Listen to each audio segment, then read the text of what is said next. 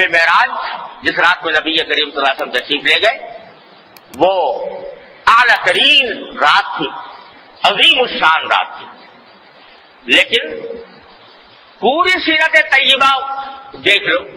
حضور اقدس صلی اللہ علیہ وسلم کی اور صحابہ کرام، کسی جگہ کوئی ایک واقعہ بھی آپ کو ایسا نہیں ملے گا کہ جس میں بھئی فلاں تاریخ کو شب معراج ہوتی ہے یا شب معراج بنائی جائے گی، اس میں چراغاں کیا جائے گا، اس میں خاص اہتمام کیا جائے گا. کہیں حضور کی سیرت طیبہ میں صحابہ کرام کی سیرت طیبہ کہیں نہیں ملتا. تو اگر ہم اپنی طرف سے یہ کہنا شروع کرتے ہیں بھئی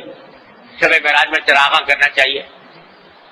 اول تو میں نے عرض کیا شب معراج کا یقینی طور پر پتہ نہیں کون سی رات میں ہے، لیکن اگر فرض کرو پتہ چل جائے کہ 27ویں شب ہے تو اس میں کوئی خاص چراغاں یا عام دنوں کے مقابلے میں، عام راتوں کے مقابلے میں اس میں کوئی عمل عبادت کا سنت سمجھ کر کرنا درست نہیں،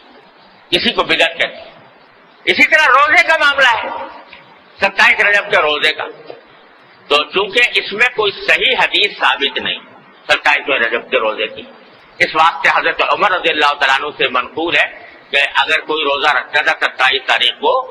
تو حضرت عمر زبردستی کر کے کہتے کھانا کھاؤ، روزہ توڑو،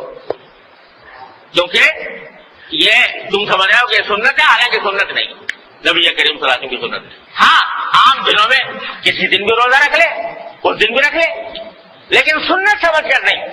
اس رات کو بھی جاگ لو، جاگنے میں کوئی حرج نہیں، اچھی بات ہے، لیکن سنت سمجھ کر نہیں. ویسے ہی جیسے اور راتوں میں جاگتے ہیں تو اس میں بھی جاگے، اس میں بھی عبادت کریں. اس طرح کیا جائے تو حدود کے اندر آدمی رہتا ہے اور اسی حد میں رہتا ہے جو نبی کریم صلی اللہ علیہ وسلم نے اور صحابہ کرام نے متعین فرمائی.